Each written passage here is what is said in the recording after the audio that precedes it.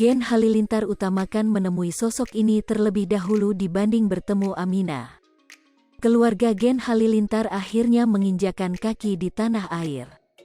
Sesampainya di Indonesia, Gen Halilintar tak langsung menemui Aminah Hana Nur Atta putri Atta Halilintar dan Aurel Hermansyah. Lantas keluarga Tarik Halilintar bertemu siapa? Sebelum ketemu sang cucu, Halilintar Anoviel Asmit dan Lenggogeni Faruk lebih dulu mengajak anak-anaknya untuk bertemu kakek mereka. Kedua orang tua Atta Halilintar lantas bertandang ke rumah ayah Halilintar Anoviel Asmit. Mengingat sudah 3 tahun lamanya Gen Halilintar tidak pulang ke Indonesia. Kepulangan Gen Halilintar ke tanah air tahun ini dimanfaatkan untuk bersilaturahmi ke rumah kerabat keluarga. Hal tersebut seperti yang tampak dalam tayangan video vlog unggahan kanal YouTube Gen Halilintar dari pantauan banjarmasinpost.co.id pada Selasa, tanggal 12 Juli tahun 2022.